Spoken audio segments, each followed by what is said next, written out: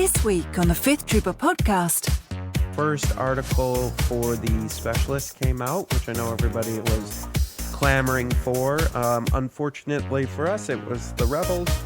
Welcome to the Fifth Trooper podcast. Hello and welcome back to another edition of the Fifth Trooper podcast, where we talk Star Wars Legion. My name is Jay Shalansky, and joining me as always is Evan Bulris. Hey, how's it going? So on today's episode, later on, we have a really cool interview with War Corgi. If you're on the Discord or you're online or any of that stuff, his real name's Michael. Super cool dude. He does a bunch of like battle reps and painting stuff, not only for Legion but also for 40K. He does some work for Paint All the Minis, which was the podcast I was interviewed on a few weeks ago. And then he also does his own YouTube channel, War Corgi is the name of the channel. It's really good. He's a good dude. And actually I played a TTS game against him last week now? Yeah, last week. Yeah. And that was a lot of fun. So if you get a chance, head over to our YouTube channel. You can see us play. But before we move on with the episode, I'd like to just bring up the polls that we had talked about a few episodes ago. The first one was, hey, do you guys want us to do a merch store or Patreon? Mm-hmm. We're at 23 or 24 participants in that right now. It's coming up. Merch store is about 70% so far. Yeah. If you haven't voted and you feel like you want to say in this, we're listening and we're going to do whatever whatever you guys want us to do. And actually, we've already started putting in effort into the merch store. We're going to have, right now, we got t-shirts, we're going to have hoodies, we're going to have order token bags, and some other stuff that I don't want to spoil right now, but I think it'll be cool and worth your while. Yeah, we're actually going to have a lot of content, so it won't be like you log on, then you click shirts, and there's one, and then you click other items, and there's like a hat. Yeah, we'll have different stuff for you guys. Hopefully you enjoy it. And then the other poll was what kind of content you want to see us posting. And, a lot of that's come back as well. So if you haven't been to thefifthtrooper.com, we've already started creating more content. So we're up to 3 or 4 podcasts now. Actually, we just added... Evan is part of an X-Wing community called Radical Squadron. That's why you always hear him stay rad at the end of our podcast, cross-promoting his bullshit. No, I'm just kidding. Secretly trying. Yeah, cross-promoting. So he actually just, what is it? You revamped and relaunched your podcast on X-Wing, right? Yeah, so we've done Radical Squadron for about a year now, going into it. And we just had to realign our efforts. After... near the end of 1.0, no one really cared about X-Wing until 2.0 came out. And then you get the article and you speculate on, right, it's part of the fun. Like same thing with Legion, right? You get a new article and you're like, what card's going to be, come out for that? What's going out next? Then we lost focus for a while. And then I just lost, not interest in it, I lost a lot of drive to do it. And then we got it back together with a new revamp. We got some new energy in the group. But no, we just kind of like, got it back together. It was something I really like doing. You just got to get back on that horse, right? And then keep trying for that again. But now there's a lot of stuff coming out. We're going to go into a lot of tournaments. We usually talk about tournament prep, and we'll talk about just general X-Wing stuff. But we used to talk about Legion, but this is kind of your thing. So we're kind of just going to focus more on X-Wing. Yeah, so it's, I highly recommend checking it out if you're interested in X-Wing 2. We're trying to, I know a lot of you, or some of you at least, don't like us talking about other games on the Legion podcast, and I respect that. I'm going to do what I want, but I respect that. Fair. So I'm trying to spread out. We're trying to do more content where we can talk about these other things that we enjoy playing, like Crunch and Chaos podcast. That's Nick, who used to be on this podcast. He and I talk about Keyforge. Yep. We started the blog last week. We've done 2 general board game blog posts about I had a Kickstarter at one point that failed, and I'm kind of tearing apart what happened to me. Yeah, that was a good article. Yeah. Thank you. And we posted the other one this past Monday. And then also I'm going to start doing a Legion blog. And right now, the first one I posted up is I'm just talking about how to get your minis table ready as quickly as possible for those people who don't have a lot of time. And our first kind of issue or post about that was primer. And I go into the different primers that I use and what I like about them, and then how you can use those primers to kind of lay down a color that you know is going to be the primary color of your mini, so then you don't have to like do all this meticulous painting afterwards. Yeah. So, check it out, thefifthtrooper.com, to give us your feedback on everything we're producing. And then also on our YouTube channel, we're putting up live streams of TTS, live streams of Keyforge. We're going to be doing more battle reports. I really like the TTS format for battle reports because I think you can really get in and see all the different stuff. So if you guys are liking that, keep Watching it and give us any feedback that you have on it. Smash that like button, yo. That's right. Subscribe. Hit that bell. We're doing good, and you guys seem to be enjoying it, those of you who are watching it, and so I just encourage you to keep doing it, and let us know what you want to see. And if you haven't submitted a vote on the poll yet, please do. I will be sending the winners of both polls a t-shirt with the Fifth Trooper logo on it. Sweet. So yeah. All right, so that's kind of out of the way. So then the next thing, that happened this past week since our last episode is the first article for the Specialist came out, which I know everybody was clamoring for. Unfortunately for us, it was the Rebels. Hey, I'll take anything at this point. Just kidding, Rebel players. No, but seriously, who cares about the Rebels? So it's pretty interesting. I like everything that they put out. I don't know specifically yet how I would incorporate it into lists. Like, I have some ideas. I do like the general, the officer commander unit. That's super cool. Like a dual model, dual unit. Yeah, and I think a lot of people were worried because of Veers and Leia being more point wise that they do more. But I mean, this guy really doesn't do.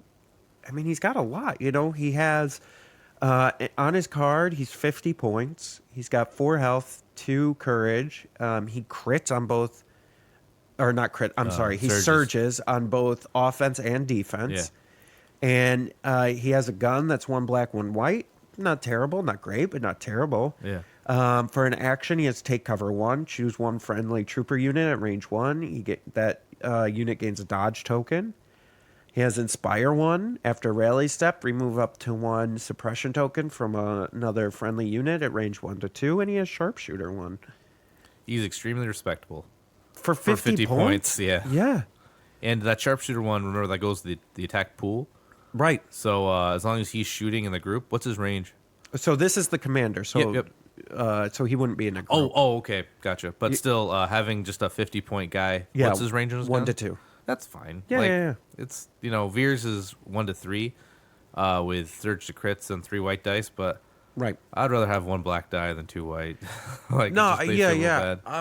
And listen, I mean, depending on what, and I think and we're gonna get into these in a second. The command cards will play into this, but like, depending on what you're looking to do with your army. 50 points to just have a commander and move on with your life isn't terrible. Yeah, I've been looking to make a just an all nobody list, like all generics, pretty much, like no heroes, just bodies. And I think that'd be perfect. Like the Imperial one on the flip side has, instead of take cover 1, they've got spotter 1, and they have the inspire. They're pretty much the same thing verbatim. Just they put an Imperial hat on them instead of a bald hat, I guess. no hat, but yeah, they're like, I'm looking forward to the Imperial one, but the Rebel one looks fine. It looks respectable for 50 points.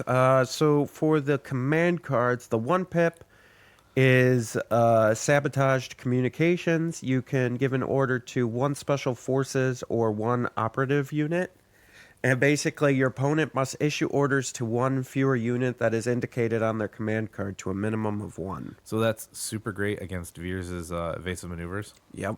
Because you really want to do it on 2 bikes, or in my case, it was 2 ATSTs. Yeah. And they play that, and I play my evasive, and I'm like, oh, okay. Right. Yeah. Oh, I guess I can't do that on both now. Whoops. Right. Like on stuff like push.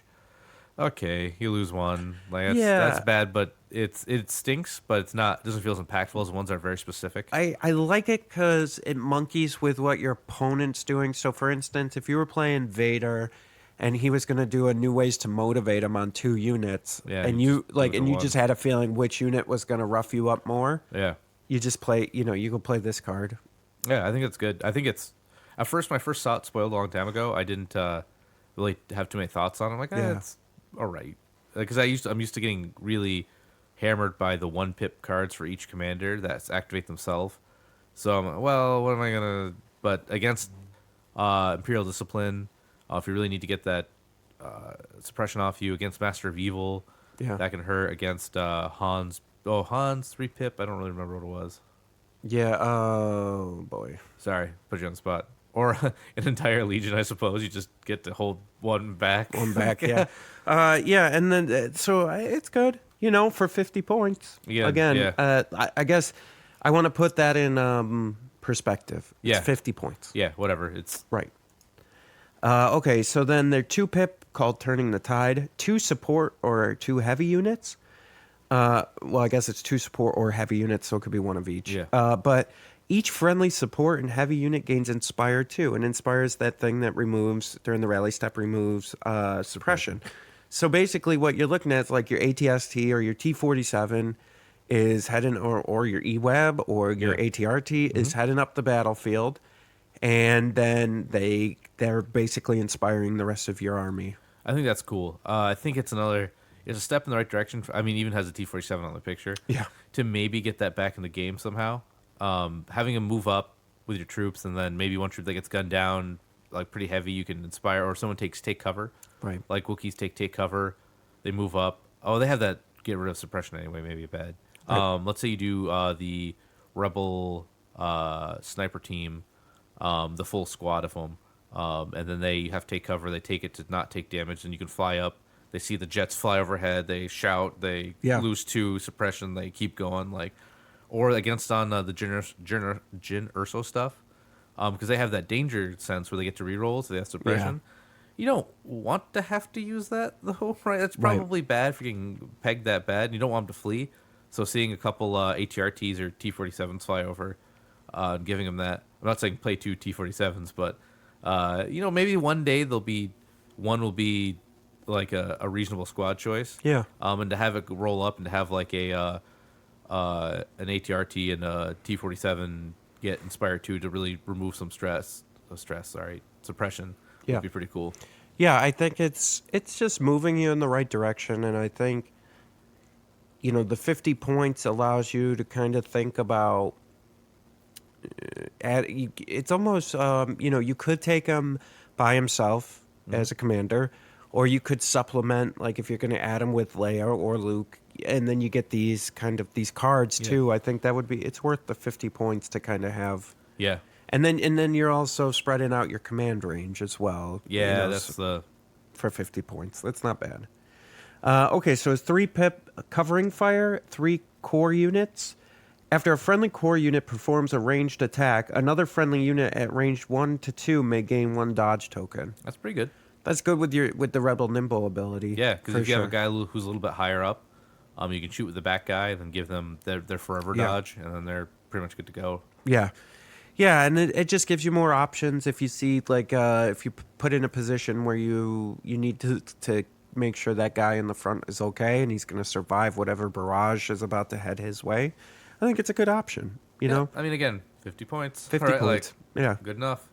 Okay, so that's the commander version. Now, the same model can also become a rebel officer. And so you add the mini into a unit. So if you had a core unit with Z6, your courage is increased by 1. That's cool. Yep. You gain Inspire 1. So after you rally step, remove up to 1 suppression token from another friendly unit at range 1 to 2. So that's good. Yep. So he's like a mobile commander with some more protection. And then he's considered the leader for that unit. That's cool. Yeah. So it's interesting, and I've seen these used to pretty good effect on the battlefield. I think anytime you can, increase your courage Yeah. is good. Just from an activation standpoint, so that you can activate them. So if you go from a one courage to a 2 courage, and you have 1 suppression, you can still do some stuff now. Yep. It'll take 4 to make him run. Yeah, and so Right. he's 19 points.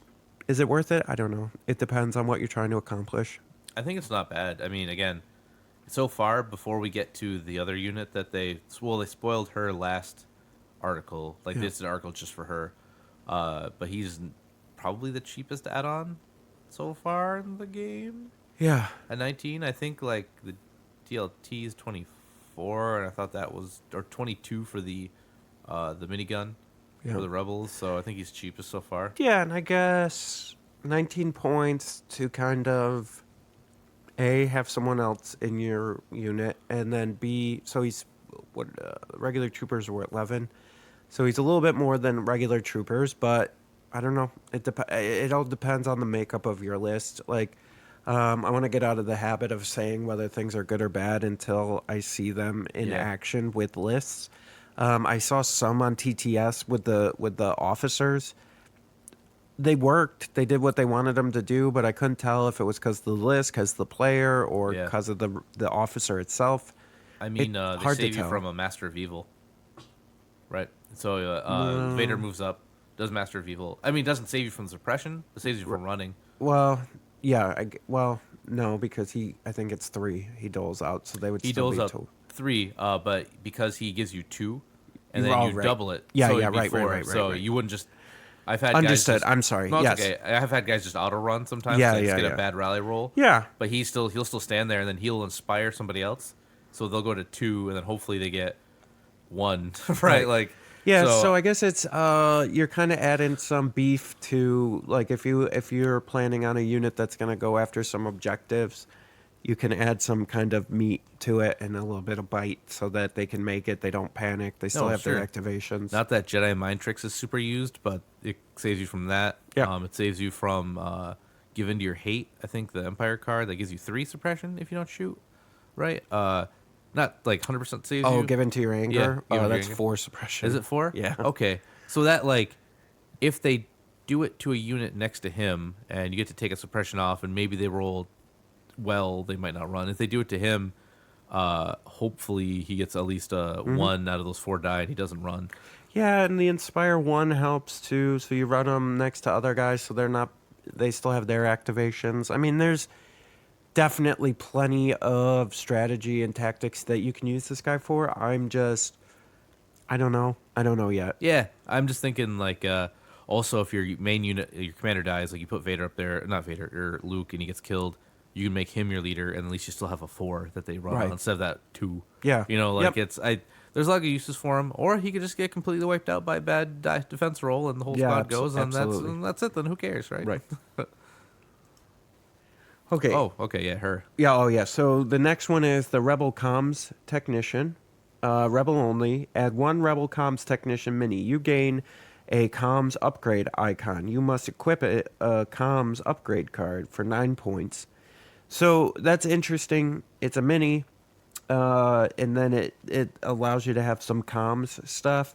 So the one, you got comms jammer, or the new one that came out is comms relay. When you would be issued an order, you may choose a friendly unit at range 1 to 2. Issue an order to the chosen unit instead.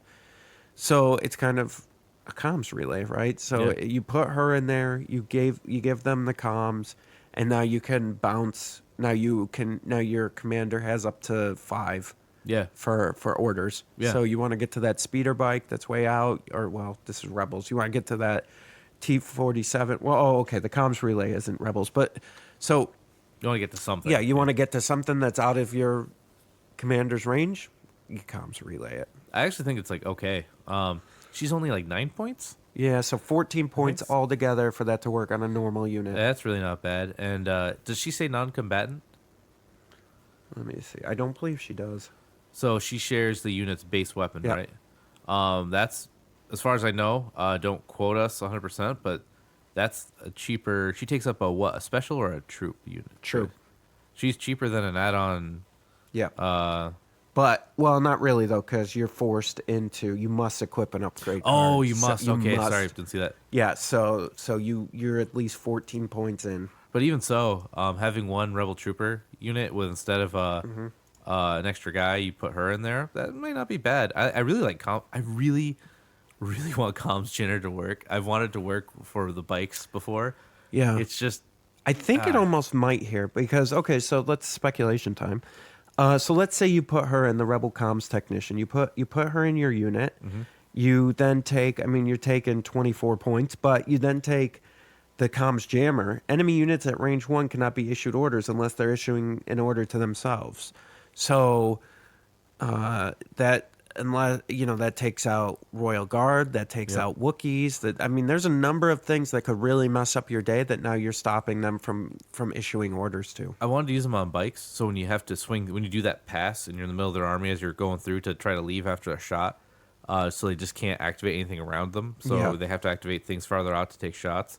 Not that there's range bonuses in this game, but I really like the idea of like just denial, like access denial, and them like getting a rebel behind heavy cover with a dodge token, and that you're not getting rid of them, right? Like they take 3 less damage plus you just can't or issue orders to. I don't know. I think it's good. I think it's 15 is a lot for that Comms Jammer for some reason in my head. But it is. I mean, it's powerful if there's gonna be that one turn when you're like, oh my gosh, thank God I had Comms Jammer on this guy to stop that Imperial Guard from charging me and giving me the gubbins. Yeah. But on the other hand, you could just never have anybody at range 1 and they get gunned down. You're like, well, there's 15 points right in the toilet. Yeah, that could be too. All right, so another unit another mini that can be added to your units, 2-1B medical droid, rebel only. Add 1 2-1B medical droid mini to the unit. Treat 1 as a free action, capacity 2.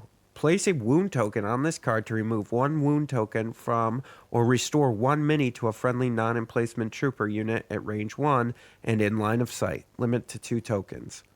That's pretty cool. Yeah, they're 18 points and they're a non-combatant, so they don't add to your dice pool. But I mean, it's good. Again, you put on a group of 4 rebels, so base 4 rebels is 40 points. You put him on there. You take 2 damage off Luke. You take 2 damage off Han. You heal a Wookiee. You bring a Wookiee back, right? So you can't put him with Han or. Well, I'm saying he can heal that range 1, right? He can heal another unit at range 1. Yeah. So any non-emplacement trooper unit. Yep. So at you range can get a 1. Wookiee back with that. Right. Oh yeah, That's and Han good. and you're right, and Luke. So yeah, you could heal any of them. Yep. I think that's. Oh, you can't bring Han or Luke back from the dead, but Right. Sometimes, how many times have you just lost Luke to that 1 damage, and you're like, you're like, but that's pretty cool. Or you want to keep Luke alive. Yeah, you're like, he just got shot up. You're like, all right, I'm going to treat him. Maybe he has emergency stims too. Then you got a lot of stuff going on to kind of postpone his life. But also too, this could work as far as like the Z6 as well. Yep. Right, like keeping your Z6 or your DLT 19 in the game until. Yeah, no, I think that's really cool. I've been waiting for this, like this and repair. Like Yep. we're getting not to spoil the next card, but there's one. The droid is the same thing, but for vehicles. Yeah, so the next one we'll just go right to an R5 Astromech droid. Rebel only, add 1 to droid mini. Repair 1, capacity 2. Place a wound token on this card to remove 1 wound, ion, or vehicle damage token from a friendly ground vehicle at range 1 and in line of sight. Limit 2 tokens. So This is only going to work for your ATRT. yeah, it's his ground vehicle, which is a little bit of a bummer. Yep. But I guess you can't stop the T4 like T-47 can't land for a minute to let But, it, like, poke at it. What you could do is your ATRTs, you march them up in front. They count as cover. You go in behind them, and as they're covering for you, you start pulling wounds off of them to get them, and then maybe you give them the flamethrower and you barbecue. How many points is that the guy? 8. Yeah, that's like nothing. That's nothing to keep. 8 points is totally worth throwing away to keep an ATRT in the game one more round to get up there and toast somebody or get that last heavy laser shot to take out a vehicle. Or good. I think that's good, maybe. even think about it this way. It says vehicle damage token too. So Yeah. if you get that one where they take out your gun, you just take that off. And you're Yeah. like, nah, that's not happening. Yeah, that's the Imperial one for like the ATSD because I actually really like running ATSDs just naked, just main gun Yep. and feet. So what? You don't use Arsenal 2 all the time. You get close because they're not they don't get caught in melee. So you kick somebody. Yeah. You kick some troopers with 4 red dice. That's a slightly worse lightsaber. And then you shoot somebody else. But if they get damaged, it's a ground vehicle. So I'm assuming that the Imperial one's going to be the same kind of deal. Sure. Repair 1, 2 charges. I mean, once you get that main cannon lost, like with an AT-ST, like, oh, well, GG. Yeah. But he can come up and just pop that off so you can get a shot in. Yeah, it's really interesting, and especially the way it's worded, friendly ground vehicle. It makes me believe that eventually they're going to have astromech droids for the T-47 or something too, because Yeah. it only makes sense, because then it's like, or some sort of way to repair it, you know? Yeah, I mean, it's like if Empire ever they don't really have repulsor vehicles per se.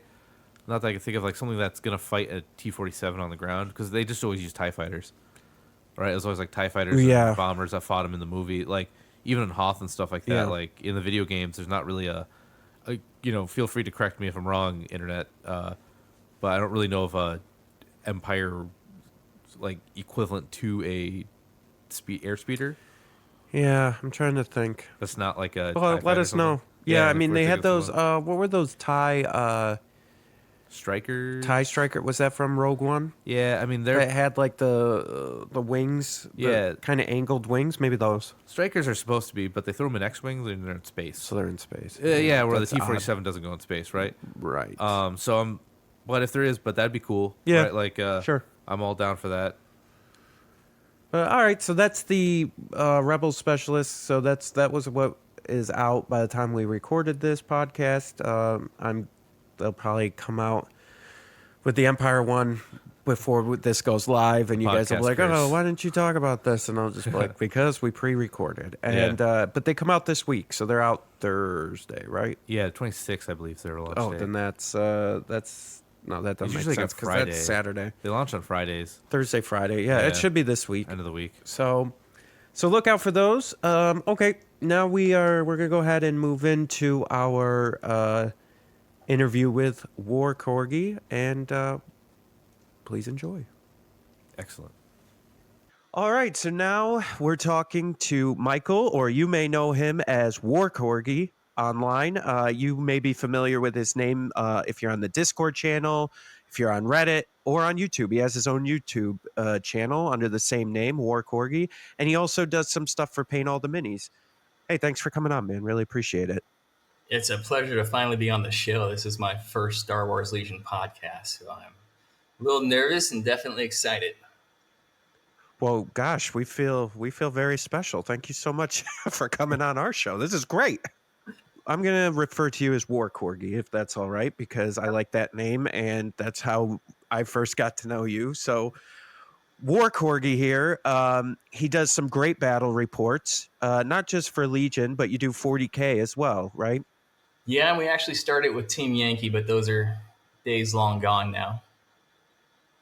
Yeah, and another fun thing is you're actually calling in from Germany, which is very cool for us, because that's the one great thing that I found, and I'm sure all the other miniature games are like this too, but in particular with my interaction with this community and this game is it seems like we're all over the place. Absolutely. And, I get to interact with the Germans quite a bit naturally as I'm living in their country for the past 2.5 years. And they're fantastic gamers. They're fantastic hobbyists and fantastic hosts for us Americans who get the privilege of living over here for part of our time. Yeah, so how is, I know we've talked about this privately, but I'm sure people out there would like to know what's the scene like for Legion in Germany, if you've seen it at all. So in Stuttgart, Germany, where I live, the scene is in the basement of my house, where you see Simon and I playing games that we then go on to post to YouTube. I also bring my wife down here from time to time and get a game in with her, although she's too camera shy to appear on the channel. Now, there's a greater community I'm trying to tap into. They have their own Facebook page and they run tournaments. I was thinking about going up to a tournament on February 2nd, but it's about a 3.5 hour drive, which really in Germany means it's probably 4.5 hours once you factor in road construction and stuff. But if, even on the Legion Facebook page, for us Americans, there's a German on there who posts his pictures from his tournaments that he's running, and they look fantastic. And then if you ever get a chance to watch the German YouTube channels, they cover this in depth and have some great reports with some great looking models. Yeah, I watched two of the battle reports with Simon. I love him. He's my favorite. So I'm a little shout out to Simon. Wie geht's, mein Freund? Alles Simon, gut? Ja. Simon is absolutely fantastic. He's been a little harried lately because he's pursuing his doctorate degree in chemistry. So by the time he gets over the house to play some games, he's normally a little tired, but he is a Legion convert, and I'm lucky to have him as a partner on the channel. Herr Doctor, that'll be fun. You can refer to him as Dr. Simon in your next videos. Never. So also throw a shout out to Daniel Grossman. He's the German I was talking about who runs a lot of tournaments over here. He has his own YouTube channel, and he and I have been trying to hook up. It's just a tyranny of distance at this point. Americans aren't normally great with geography, but Germany's actually a pretty big country, so it makes things difficult. Yeah. So speaking of YouTube, why don't you talk to us about your channel a little bit, War Corgi, kind of what you're looking to do on there, what people can find on there, and why you're doing it. Like, what's the passion that got you there? So I just love gaming, and I've loved gaming ever since, I was in grade school and high school. And as far as the passion for putting together videos and doing the editing and shooting the videos and throwing them up on YouTube, it was really Simon's idea. We were playing a new game system called Team Yankee, and there wasn't a whole lot of YouTube content out there, just like there isn't a whole lot of content out there for Star Wars Legion right now. And he thought it would be a great way to reach out to a broader audience, and he was absolutely right. So if you go on the War Corgi YouTube channel right now, or the primary focus right now is Warhammer 40K, and we've been doing that ever since 8th edition. But I'm really excited to explore the opportunities Legion provides. Dan Adams from Paint All the Minis fame, and you just appeared on his podcast and did a fantastic job, by the way, sent me the core box in order to play around with that. And as soon as I opened it and saw the minis and started playing around with the mechanics, I was in love. And so I've recorded a total of 3 battle reports so far. 2 of them appear on Paint All the Minis, and those are more narrative in focus. Same rules, but we're using one of the operations, Blue Metal. And then the one on my channel is just a straight up game of competitive Legion. And we're looking to produce more battle reports just like that for both those channels moving forward. Yeah, that's excellent. And Dan does a great podcast, and I was on there. What was it? A couple weeks ago now. That was a lot of fun. So he's got a lot of good stuff going. Yeah, I thought I reached out to you because I think you're a tremendous ambassador for the Legion community. I think you're easy to relate to, and you speak very eloquently about Star Wars Legion. I was really happy to hear how well you did on the podcast and how well it was received by the Paint All the Minis community. Paint All the Minis has a Facebook page with over 3,000 members now, and it exists solely to encourage people to hobby and expose them to new things in the hobby. So I think you really reached a lot of people by going on that podcast and speaking so well about Star Wars Legion. Oh yeah, man. Thanks. That's really kind of you to say. It was nothing. It was effortless. I mean, it was just fun. We just, we basically just talked about Legion and gaming, which is stuff I talk about every day anyways.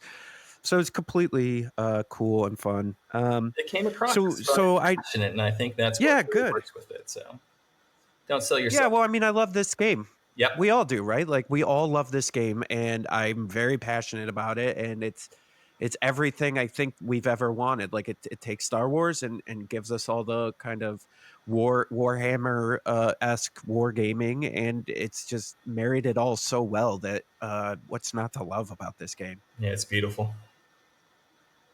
So now I know you have some views on painting minis and painting requirements and all that. And so I thought I'd ask you about that. And why don't you tell us a little bit about your views when it comes to painting your minis and making them table ready? Yeah, so it can be a divisive topic, and I'm not a divisive person, so that's not where I'm going with this. I'm certainly not one advocating for a painting requirement to play in tournaments. I think this community needs to be as open as we possibly can and welcome everybody into it so that we get as many players as we can and, just share in what is an excellent game. But I think there's some strong arguments to be had on why you as an individual should take the time and effort to paint your miniatures, or failing that, because there are some people who absolutely dread painting miniatures, or there are some people who just don't have the time or resources to paint the miniatures, maybe convincing somebody or paying somebody to do it for you. And really, my argument has 2 points. The first one is when you go to your local game store or you go to the Las Vegas Open or anywhere in between those two events, putting painted miniatures on the table helps bring people in. You and Evan talk all the time about the importance of playing and then having people come up and ask you, oh, what the heck is that? That looks like an ATST.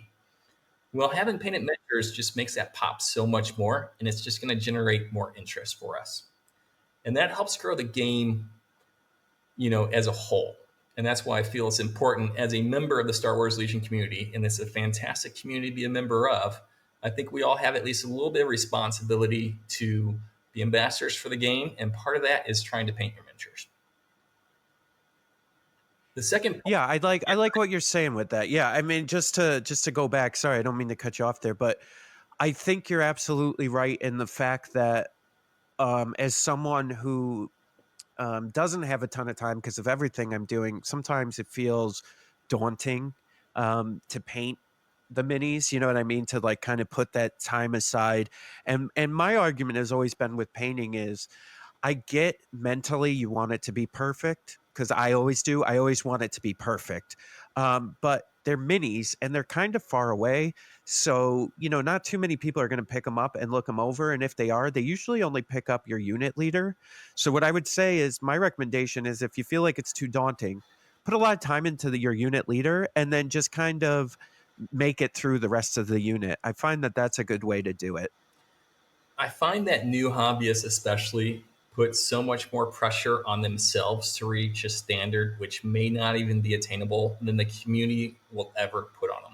I can't remember a single time, and I've been gaming for over 2 decades now, where somebody has walked into a store with their minis that they have painted and said, hey, look at these, where everyone in the store didn't say, man, that's awesome. I really like what you did here. Because everyone likes to play with painted miniatures. And we understand that not everyone's going to be a pro at it. You watch my YouTube channel, all the miniatures for Legion are painted and they look good, but they're not like professional quality. And that's not what anybody in the community is wanting or expecting from you. So once you can get past that mental hang up that you're not going to do it perfectly, and that's okay, because like you say, 3 feet away on the table, it's going to look good. That makes everything much easier. Yeah, and I guess a recommendation from my perspective is I would focus. So I don't mean this in this way, but it's just a reference point. Like a lot of miniature games have a 3-color rule, right? Where your mini has to have at least 3 colors in order to table it for the tournament. And what I'd say is 3 colors can. I mean, let's break down a couple miniatures, right? Like if you 3-color paint a stormtrooper, that's your base, your black, and your white. You're good to go. Move on with your life. And an orange little shield on your unit leader, done. Like that guy's done. Darth Vader is black with maybe you lighten it up with some highlight and you put, make his lenses a little red tint and maybe some other colors on him. Done with a red lightsaber. There you go. Like it's really that simple. It really is, and we're both blessed and cursed to be living in a time where we can go on Facebook and see all these beautiful miniatures, and they can be intimidating because you think I'm never going to reach that level of skill. But at the same time, you can go onto YouTube and you can look up painting tutorials to see how to speed paint stormtroopers. I did one for paint all the minis. It is by no means the best way to paint stormtroopers, but as far as just getting stormtroopers out on the table, it works just fine. And there, it goes from that very basic level all the way to top quality levels, and it's whatever you're comfortable with. You can go online and find out how to do these things pretty easy. And if you still have questions after that, you have Legion Discord or the Facebook community. And every time I've seen somebody ask a hobby related question, they get very supportive, positive answers in return. Oh, I would say across the board, not just hobby related, but this community in general. And I've talked about this on the cast and other casts before. This community in general is by far the best, most supportive community, a gaming community I've ever been part of. I know we are truly lucky, and it's only getting better. I would say as we bring more people in this hobby, we've done a good job of bringing the right people in the hobby and policing ourselves. And one of the things that will keep us moving forward, I think, as a community, is putting some time into the hobby. And that brings me to my second point, Jay, is when you play with painted miniatures, the games are just better. Star Wars Legion has done such a fantastic job of making you feel like you're on a battlefield in the Star Wars universe. So when you're playing with Luke Skywalker, you feel the power of being a Jedi Knight with Force Push or the lightsaber, the jump one, or any of those special rules. Or if you're lined up against Darth Vader, there's fear in your heart because he feels like Darth Vader, right? And when you paint those miniatures up, it just adds to that depth of feeling like you're in the Star Wars universe, and it makes the games better. And I'd also ask you, you don't have as much, miniature tabletop game experience as I do, but you played Warhammer Fantasy back in the day. When you think about Yes, I did. your most favorite games or your most favorite opponents, I would venture to say it was against somebody who had paint on their miniatures. 100% agree. Yes. I think the reason why that is because when you invest the time or effort or money or friendship points, when you get your friends to paint your minis for you, that army means more to you. And it's not just pushing pieces of plastic around the board. Then it's your army. And then it gets really, really fun. So I think even painting your models up to a basic level adds to the level of fun for both the player and his opponent. Yeah, and I would say too that by painting. So, for instance, here's a personal example. I've switched my army so many times that it's been very difficult for me to keep up painting wise, right?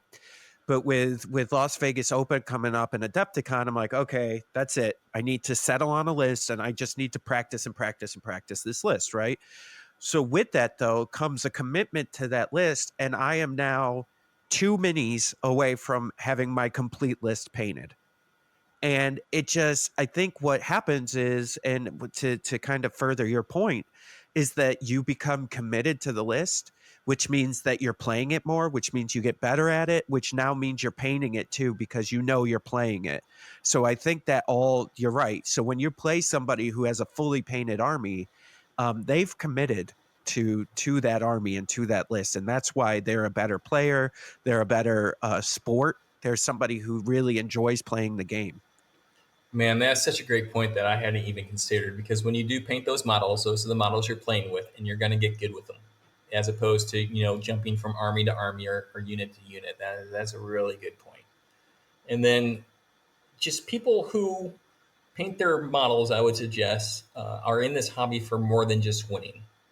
And nothing is worse than playing a player who is only worried about winning because that can really make for some bad play experiences. So when you have the competitive aspect, which is very important, everyone wants to compete, but it's combined with a hobby aspect and a social aspect, that makes the best scenario for any sort of game.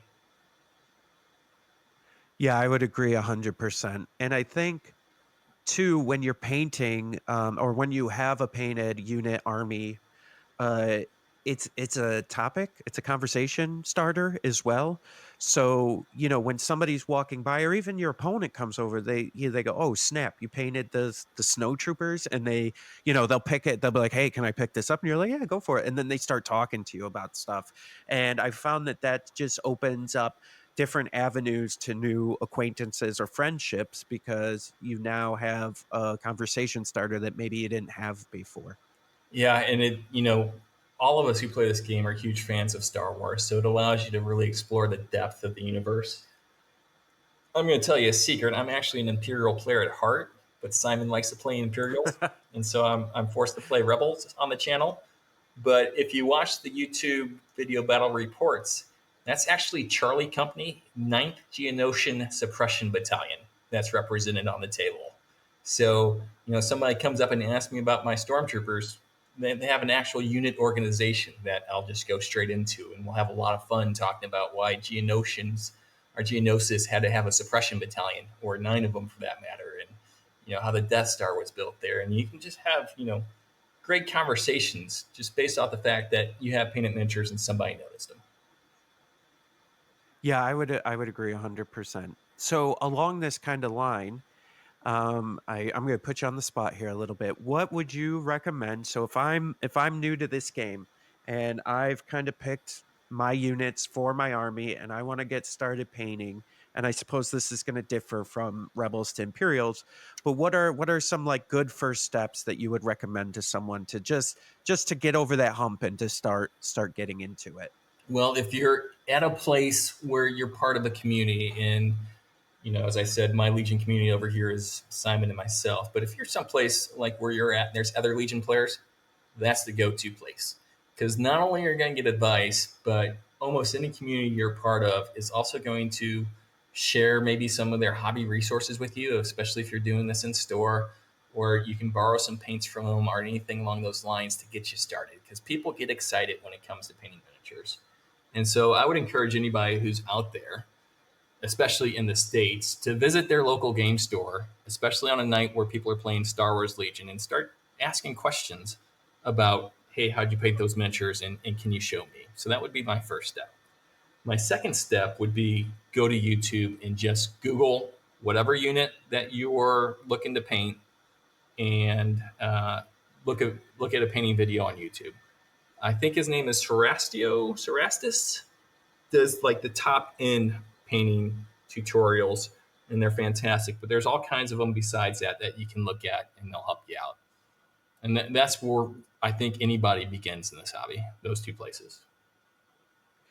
Yeah, and I would add to that, like, don't feel obligated to be as good as them. Like, you may not, and that's okay. Like, you don't have to be a brilliant minis painter. You can just be you and just paint them however the heck you want to paint them. Like, who cares if it's the best painted ever? If you like it and you're happy, then that's all that matters.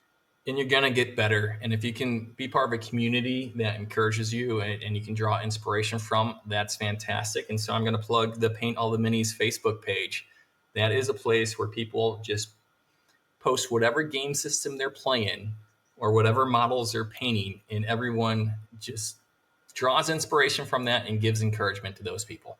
It's not even there for advice. It's just to admire what we're doing, and that's enjoying the hobby aspects of these games.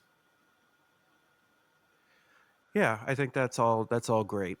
So the next thing I'd like to talk about is Tabletop Simulator. So you and I just had a game on TTS, and we've both been pretty active in the Legion Discord as far as TTS is concerned. What are your thoughts on TTS, Tabletop Simulator, and the Legion edition that Tyrion did, and how do you feel about playing on there? It's the next best thing to actually playing in real life. And there is no substitute for playing in real life, as Evan talks about all the time. But when you can't do that, Tabletop Simulator is a great substitute. I've met a ton of people, yourself included, through Tabletop Simulator, although I felt like I knew you because I had listened to your podcasts since just about the beginning. But Endless and Archimedes and everyone else who's on there playing games, you get to interact with these really great players. So I think as a player myself, it has really upped my skill level. Simon, as I said, is very busy. He's played 3 games of Star Wars Legion, and I think if you watched the last game we just played and posted up the Paint All the Minis, you can kind of see the difference in skill level between him and me, where we started not too long ago at very similar skill levels. Just TTS has made me a much better player just by watching, learning, getting beat, and just recently starting winning. Yeah, so for those of you who haven't watched it, I recommend going. It's on our YouTube channel. War Corgi and I go at it. It's a great battle. I won't spoil, but it went right down to the last hurrah, and so I would agree with you. That's one of the things I really had to get myself into is that I was like, all right, I need to practice if I want to like do relatively well at these tournaments coming up. I don't have enough time to get a group together to play, or like Evan or some of the other guys that we play with locally aren't always available. So how am I going to get those reps in and that time in? And the answer is TTS. And it's a little different and it has some of its own quirks and it's not exactly the same, but it's gosh darn close enough that you could get your list down and really understand what you have on your hands as far as a list is concerned. It is so good for exploring other units that you might not own yet to determine whether or not you want to own them. And, I think both you and I are serious collectors, so we end up getting all these units anyway. But if you're on a budget and you need to try these things out, nothing beats TTS, because you could go to a store and you can try to proxy things, but it's not the same experience. At least when you're playing on TTS, those are the actual models out on the board with all the cards, and you can even preview models that haven't been released yet. And it's going to be real interesting once we add the specialists that just recently came out, because some of those looked really good. Yeah, and I would agree with that 100%. And it's the next, like, okay, like a lot of us proxy or whatever, and we'll play in a game where we just proxy something, but I think TTS is better than that because it actually gives you a real feel of the height, the shape, the look, what the unit's going to be when it's on the table, and it's hard to do that when you're proxying other units in real life. Yeah, I think it's just much more satisfying than that. There's nothing wrong with proxying. Maybe I'm getting to the point where I'm becoming an elitist and then a little bit, too proud to proxy at this point. But TTS is definitely the way I like to go when I try looking at some new miniatures and new units and figuring out what they do. Because most of us can afford to buy one unit of Scout Troopers, but it's much better to try 3 on TTS before you put any money down to buy any of them. Yeah, and I would say too with TTS, you're working yourself out of your echo chamber. And so what I mean by that is when you're playing in your local league, you're kind of seeing the same stuff, the same people, their same play style all the time. And with TTS, like for instance, War Corgi and I just played. He's in Germany, man. Like there's guys from England, from Australia, from New Zealand, all over the world on TTS and on the Legion Discord. So you can and I mean Michael, I mean, you told me this, right? It like opened up your mind as to what is possible in this game as far as tactics and strategy and how to play this game. Yeah, and it's the really simple stuff that if you just weren't exposed to it, you don't know to do, like using cohesion to your advantage to peek around corners. Even though your unit leader can't get in line of sight, you can swing 4 other guys around a corner so that you're at least throwing 4 dice from those guys, and little things like that, which the great Legion players that are on Discord will show you while you're playing them. Yeah, and that's exactly right. And I think the other thing, and this is something I've mentioned probably on the last 3 or 4 podcasts, but I'm going to say it again because I just liked it so much.